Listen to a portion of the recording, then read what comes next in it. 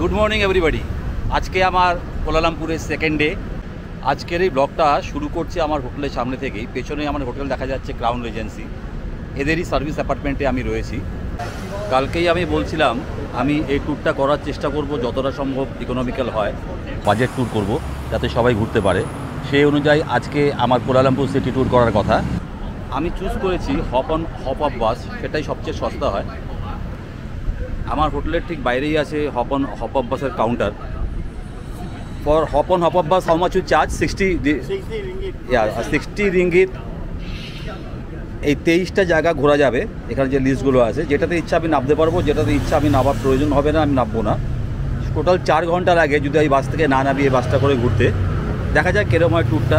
বাসটার দোতলার পেছন দিকে এসি রয়েছে, নিচটা পুরোটাই এয়ার কন্ডিশন।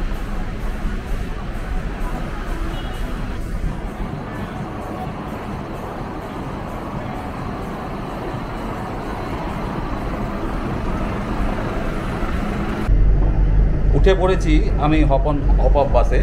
বাসটা দেখতে এরকম, এটা হচ্ছে নিচের ফ্লোরটা। আমি এবার ওপরে উঠবো, ওপর থেকে ভিউটা ভালো দেখা যাবে। বাসের দোতলায় উঠলে এরকম একটা এসি এনক্লোজার আছে, যার বাইরে আছে নন এসি ওপেন।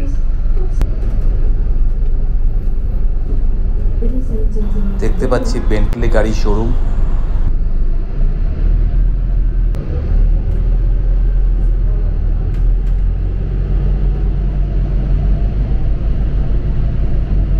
আমি যেখান থেকে হপ আপ বাসে উঠেছি তার ফার্স্ট স্টপই হচ্ছে কোলালামপুর ক্রাফট কমপ্লেক্স।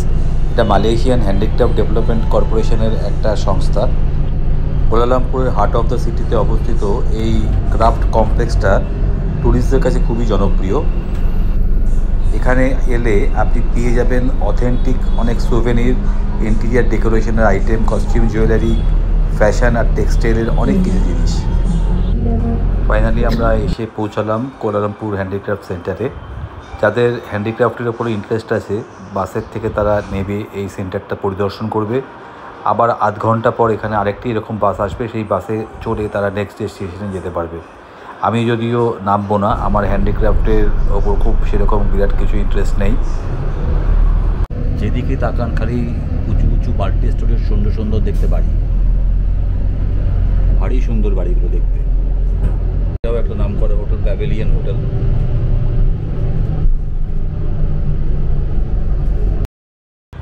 এটা the exchange TRX shopping mall. Bukit বিনতাং বলে যে ফেমাস এরিয়া আছে কোলালামপুরে, সেখানেই এটা অবস্থিত। এটা 9 মাস আগেই মাত্র ওপেন হয়েছে। প্রায় 400টা মতো দোকান রয়েছে এখানে। এখানে কিন্তু একটি অ্যাপেলের শোরুমও রয়েছে। আজকে সানডে মর্নিং, তাই রাস্তায় গাড়ির প্রেশার একটু কম আছে, ট্রাফিক অনেকটাই কম। As per Mastercard destination cities 2019, Kuala Lumpur কিন্তু ওয়ার্ল্ডের 6th মোস্ট ভিজিটেড সিটি। কোলালামপুরের অফিসিয়াল নাম হচ্ছে ফেডারেল টেরিটরি অফ কোলালামপুর।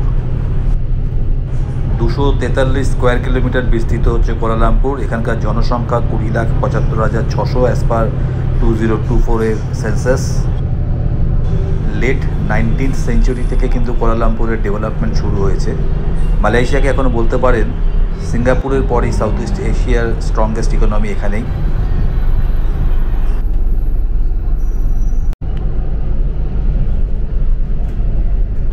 আমরা এই মুহূর্তে রয়েছি কোলালামপুরের most happening area Bukit Bintang যে জায়গাটা, সেখানে। এই বুকিত বিনতাং এরিয়াটি কিন্তু সবচেয়ে প্রমিনেন্ট শপিং এরিয়া কোলালামপুরে। নামকরা সব ক্যাফে, রেস্টুরেন্ট সব এই এরিয়াতেই অবস্থিত। এখানকার নাইট মার্কেট, ফুড স্ট্রিট অসাধারণ জায়গা। কোলালামপুরের সব বিখ্যাত শপিং মলগুলো কিন্তু এই বুকিত বিনতাং এরিয়াতেই অবস্থিত। Berjaya Times Square, Fahrenheit 88, Low Yat plaza, Starhill gallery, lot 10, pavilion.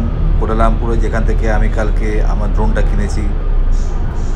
ডান দিকে ওয়ার্ল্ড ফেমাস ব্র্যান্ড কার্টিয়ারের শোরুম দেখা যাচ্ছে।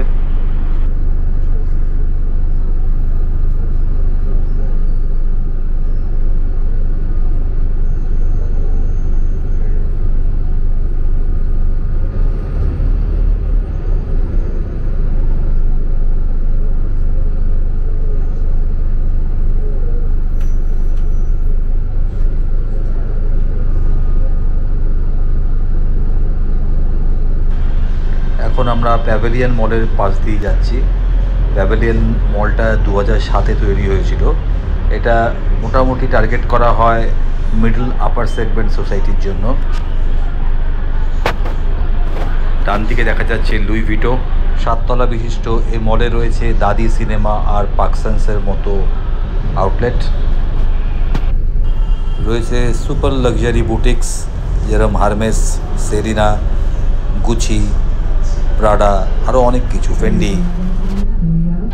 এই প্যাভিলিয়ন মলের মেন এন্ট্রান্সের পাশেই ছিল দ্য লোফ বলে একটা বেকারি, যেটা former prime minister doctor Mahathir মোহাম্মদের কোম্পানি। দুঃখের বিষয় 2023-এ এটি বন্ধ হয়ে যায়।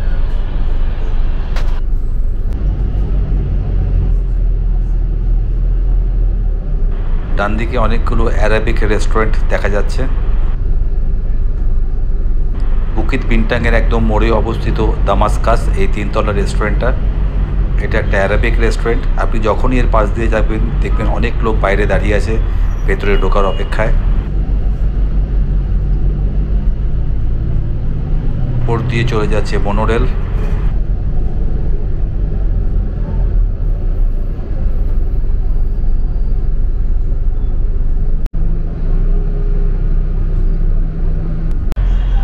এখনও আমরা জাঁকজমকপূর্ণ বুকিত বিন্টাং এরিয়া দিয়েই চলেছি। রাস্তাগুলো একটু কনজেস্টেড, কেন এটা একটা শপিং ডিস্ট্রিক্ট, প্রচুর ট্যুরিস্ট এখানে যাতায়াত করেন।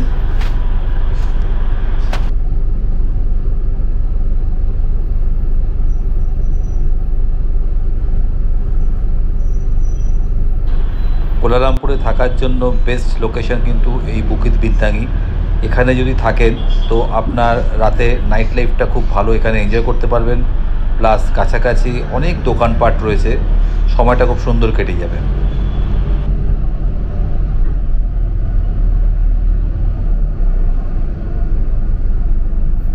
হপ অন হপ অফ বাস যে 23টা লোকেশনে নিয়ে যায়, এদের একটা নিয়ম আছে। এদের দুটো বাস আছে, একটা হচ্ছে রেড বাস, একটা গ্রিন বাস। এই মুহূর্তে আমি উঠেছি রেড বাসে। এই বাসটা কিন্তু আর কিছুটা গেলে পরেই তার ফাইনাল ডেস্টিনেশনে পৌঁছে যাবে। সেখানে এই বাস থেকে আমাকে নেমে যেতে হবে এবং গ্রিন বাসে অপেক্ষা করতে হবে। গ্রিন বাস এলে সেই বাসে উঠে বাকি জায়গাটা আমাকে ঘুরতে হবে। যেহেতু আমি এই রেড বাসের একটা মাঝখান থেকে উঠেছি, আমি যদি চাই এই রেড বাসে আরেকবার চড়েও আমি যেতে পারি, কারণ যে টিকিটটা কাটা হয় 60 রিঙ্গিত দিয়ে, এটা কিন্তু 24 আওয়ার্স ভ্যালিড থাকে। আপনি যেদিন কাটছেন, সাপোজ আমি বেরিয়েছি ধরুন 12টার সময়, আগামীকাল 12টা অবধি টিকিটটা ভ্যালিড থাকবে। তো আমি যদি চাই এই রেড বাসে করে আমি আমার বাকি যে জায়গাগুলো আগে হয়ে গেছে সেই জায়গাগুলো আমি ঘুরে নিতে পারি। এটাই হচ্ছে রেড বাসের ফাইনাল ডেস্টিনেশন। এখান থেকে রেড বাসটা স্টার্ট করে আবার এখানে এসেই শেষ হয়। তো বাসের যাত্রী যারা আছেন তারা নেমে যাচ্ছেন এখানে, তারা গ্রিন বাসের অপেক্ষা করবেন। এরপর তারা গ্রিন বাসে করে আবার বাকি জায়গাগুলো দেখবেন।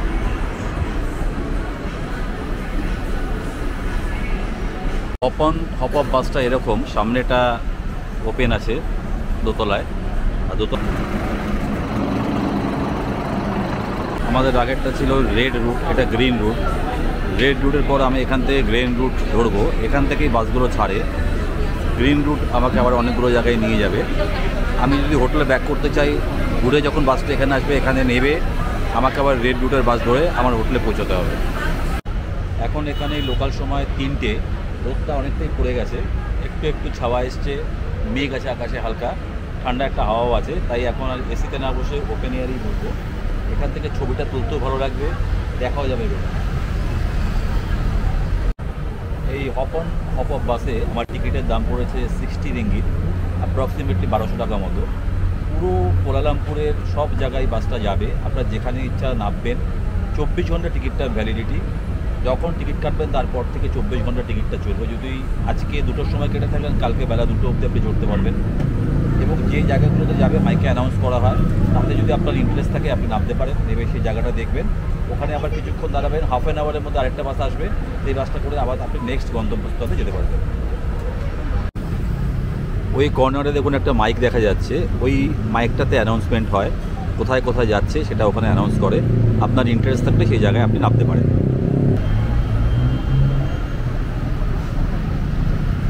কুয়ালালামপুর শহরে আরবান ট্রান্সপোর্টেশনের সব সুবিধাই রয়েছে। দেখুন যাচ্ছে মনোরেল। এটা একটা family karaoke centre, royal superstar.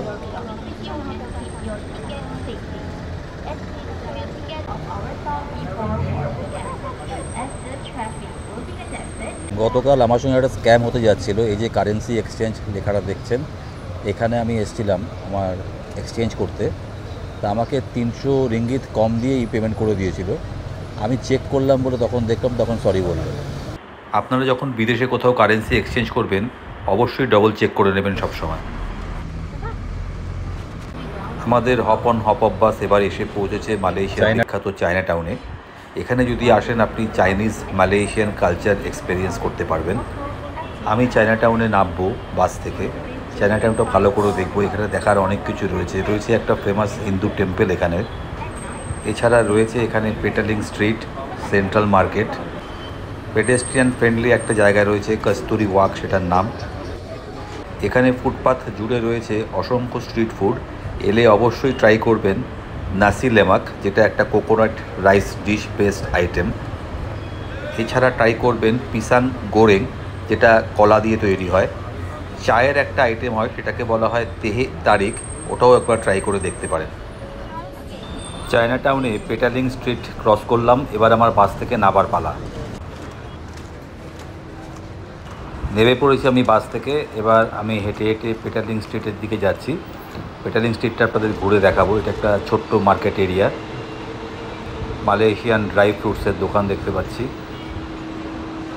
কুয়ালালামপুরে ফুলের খুব ভালো প্রচলন রয়েছে।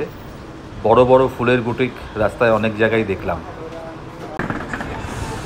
বেশ কয়েকশো মিটার লম্বা এই পেটালিং স্ট্রিট। একসময় এখানে চাইনিজ ট্র্যাডিশনাল আইটেম অনেক বিক্রি হতো, যেগুলো মেনলি মালয়েশিয়ান চাইনিজরা বিক্রি করতো। এখন খুব চিপ চাইনিজ আইটেম বিক্রি হতে দেখলাম এখানে। বিভিন্ন ব্যাগ, চটি, জুতো, এরকম জিনিসই বেশি বিক্রি হচ্ছে। ফেক আইটেমের ছড়াছড়ি এখানে। তবে কিছু সুভেনির আইটেমও নজরে পড়লো। এখন যারা দোকানগুলো নিয়ন্ত্রণ করছে তারা মেনলি মালয়েশিয়ান, বাংলাদেশি এবং ইন্ডিয়ান রয়েছে কিছু লোকাল খাবারেরও দোকান। তার মধ্যে খুব প্রসিদ্ধ হচ্ছে হায়ানিজ চিকেন রাইস আর নুডলস। এর কাছেই রয়েছে শ্রী মহামারিয়ান টেম্পল, যেটাও কুয়ালালামপুরে একটা প্রসিদ্ধ স্থপতি। 2011 সালে একটা কুংফু কমেডি ফিল্ম এসেছিল পেটালিং স্ট্রিট ওয়ারিয়ার্স। তারপর থেকেই এই পেটালিং স্ট্রিটটা আরও ফেমাস হয়ে উঠেছে ট্যুরিস্টদের কাছে। যে সমস্ত জিনিস এখানে বিক্রি হচ্ছে সেগুলো ম্যাক্সিমামই খুব চিপ চাইনিজ প্রোডাক্ট। কোয়ালিটি একটারও দেখে খুব একটা ভালো মনে হচ্ছে না। খুব ভালো বার্গেন স্কিল না থাকলে এখান থেকে কোনো জিনিস না কেনাই ভালো। এরা যা দাম কোট করছে তার থেকে অনেক কম দামে কিন্তু প্রোডাক্টটা আলটিমেটলি পাওয়া যাচ্ছে। তাই আপনাকে জানতে হবে এই প্রোডাক্টটার এক্স্যাক্ট ভ্যালু কী হওয়া উচিত, সেই অনুযায়ী যাতে আপনি বার্গেন করতে পারেন। ডিউরিয়ান কাঁঠাল বিক্রি হচ্ছে রাস্তায়।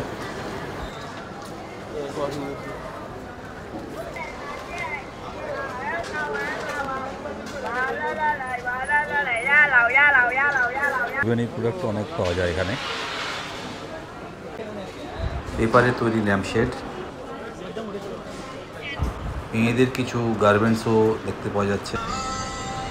চাইনিজ ট্র্যাডিশনাল রাইট কিছু ফুড বিক্রি হচ্ছে এখানে। এই ফলগুলোকে চারকোলের রোস্ট করে এখানে বিক্রি হয়, আমি খেয়ে দেখিনি।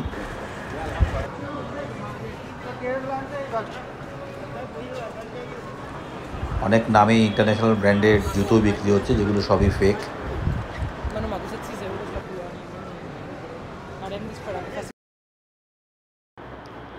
পেটালিং স্ট্রিটটা পায়ে হেঁটে আপনাদের ঘুরে দেখালাম। এবার পেটালিং স্ট্রিট থেকে আমি বেরিয়ে যাচ্ছি।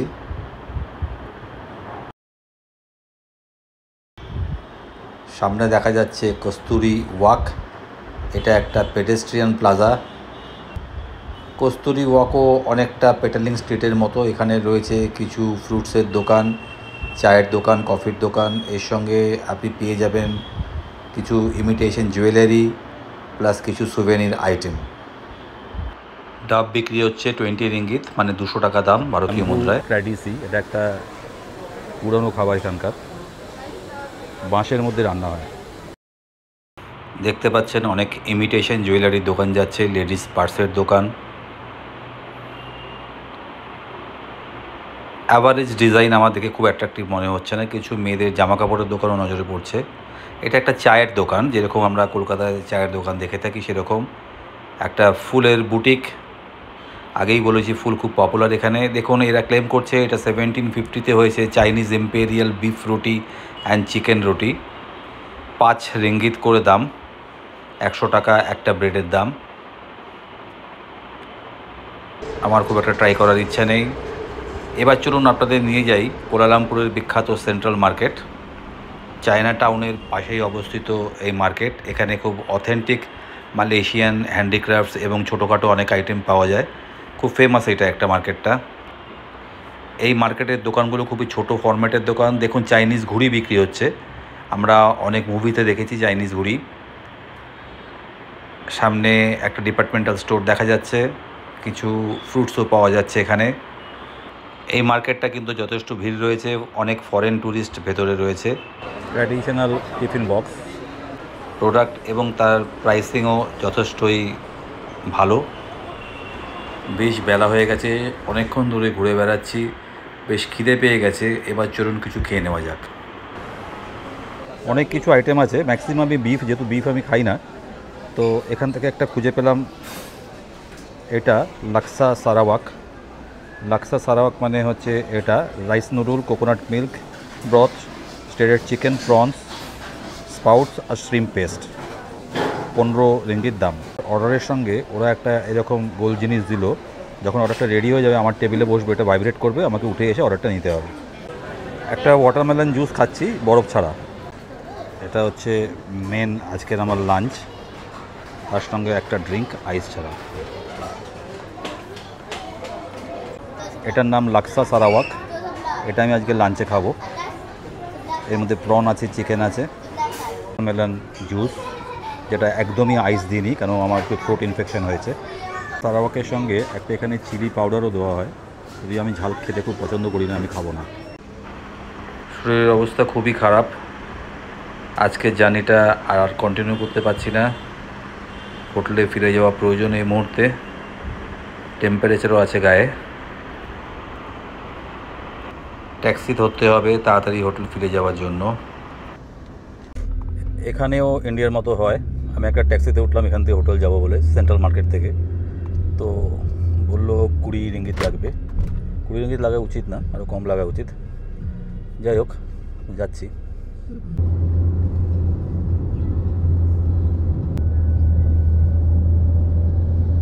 গতকাল হপ অন হপ অফ বাসে সেন্ট্রাল মার্কেটে যখন আমি ছিলাম, শরীরটা হঠাৎ করে খুব খারাপ হয়ে যায়। আমি বাসটাকে কন্টিনিউ না করে ট্যাক্সি করে হোটেলে ফিরে আসি। 7টা বাজে সকাল, সব দোকান কিন্তু খুলে গেছে। গুড মর্নিং এভরিবডি, শুরু করছি আর একটা নতুন দিন। সামনেই দেখা যাচ্ছে পেট্রোনাস টুইন টাওয়ার। গতকাল এই টুইন টাওয়ারটা আপনাদের দেখে উঠতে পারিনি, তাই আজ সকাল সকালে বেরিয়ে পড়েছি দেখাবো বলে। যে স্কুটিগুলো রাখা আছে, যেগুলো স্ক্যান করে আপনাকে পেমেন্ট করতে হয়, প্রত্যেকটাতে কিন্তু নাম্বার আছে। এটা বিম বলে একটা কোম্পানি অপারেট করে। আপনি কুয়ালালামপুরে যে কোনো জায়গা থেকে একটা স্কুটি ধরে আরেক জায়গায় গিয়ে সেই স্কুটিটা ছেড়ে দিতে পারেন, এবং যতক্ষণ ডিউরেশন আপনি স্কুটিটা আপনার কাছে রাখবেন ততক্ষণের পয়সাই আপনাকে দিতে হবে। সামনে পেট্রোনাস টাওয়ার, রুম থেকে এই বিল্ডিংটা দেখা যায়, সুরিয়া কেএলসিসি, ঠিক এর পাশেই হচ্ছে পেট্রোনাস টাওয়ার। ট্র্যাকটা কিন্তু অ্যাকচুয়ালি সাইকেলের ট্র্যাক। যারা সাইকেলে যায় তারা এই ট্র্যাক দিয়েই যায়। এটা কিন্তু লাইট পোস্টে যে অ্যাডভার্টাইজমেন্টগুলো চলে সেগুলো সব কিন্তু এলইডি ডিসপ্লে বেসড, ভারী সুন্দর।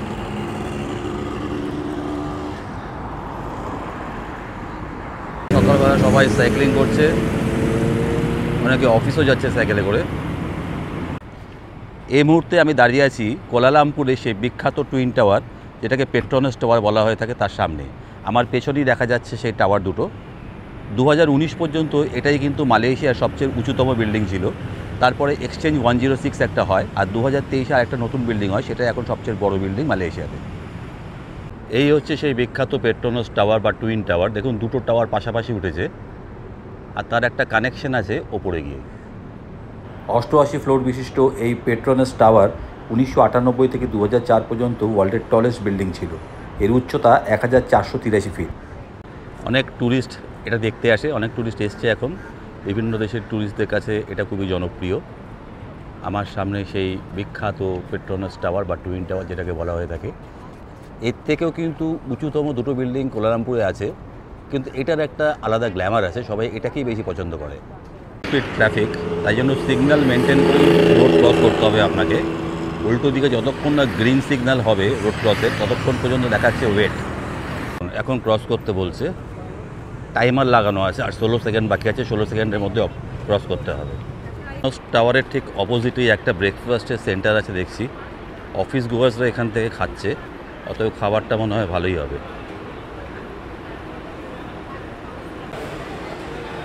দেখতে পাচ্ছেন অনেক রকম লোকাল খাবারের কাউন্টার এখানে রয়েছে, যার মধ্যে পরিচিতর মধ্যে ফ্রাইড রাইস দেখতে পাচ্ছি, নুডল দেখতে পাচ্ছি, চিলি চিকেন টাইপের একটা খাবারও দেখতে পাচ্ছি। এরা কিন্তু খুব ফ্রাইড আইটেম খায়, সকালবেলা ব্রেকফাস্টে প্রচুর ফ্রাইড আইটেম লোকজন খাচ্ছে দেখতে পাচ্ছি। কিন্তু আমি খেতে পারি এরকম কোনো আইটেম চট করে নজরে আসছে না আদার দ্যান ফ্রুট জুস। আমি খুঁজছিলাম ব্রেড বাটার যদি পেতে পারি সঙ্গে অমলেট, সেটা খুব ভালো হবে। এখন এখানে সকাল 8:30 বাজে। মোস্ট অফ দ্য লোকজন কিন্তু এখান থেকে খেয়ে তারা অফিসে যাবে, তারা অফিস গোয়ার্স। কর্মব্যস্ততায় বাড়িতে তাদের রান্না করা হয়তো সম্ভব হয়ে ওঠে না, সবাই বসে খাচ্ছে এখানে। আমার কাছে সেফেস্ট লাগলো ব্রেড আর ফ্রাইড এগ। অনেক খাবার আছে কিন্তু এগুলো খেতে কেরম হবে আমার কোনো আইডিয়া নেই।